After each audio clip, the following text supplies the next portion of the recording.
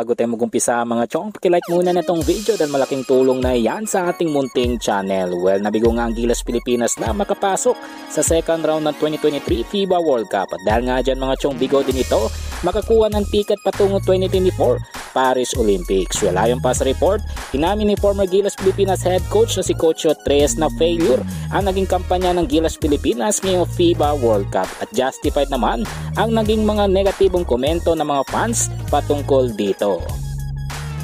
Ibang balita, punta naman tayo sa pinag-uusapang big man sa social media na si Justin Baltasar na umamin na available siya anytime para sa Gilas Pilipinas. Well, ayon pa sa mga fans at insiders, kung nangangailangan talaga si Coach Tim Cone ng isang big man, bakit hanggang ngayon ay hindi pa rin tinatawagan at kinukuha si Justin Baltasar upang maglaro para sa Gilas Pilipinas ngayon Asian Games. Dagdag pa ng mga fans, kung hindi pa rin kukunin ng SBP itong si Justin Baltasar, malamang sa malamang ayaw ng SBP sa mga MPBL players o di naman kaya namumulitika. Well, panguli sa ating balita mga chong, patungkol naman kay Governor Delta Pineda na umamin din na available ito si Justin Baltasar para sa Gilas at mismo sila ang walang interest na kumuha sa kanyang bata. Well, maliban sa pag-amin ay tinanggap din neto ang naging apology ni Coach Tim Cone sa kanyang bata. Kaya naman tanong ng karamihan, kailan naman kukunin ng SBP ito si Justin Baltasar ngayong expose na o alam na ng mga tao kung sino talaga ang gumagawa ng istorya at ang nagsasabi ng totoo. So tingnan na natin mga chong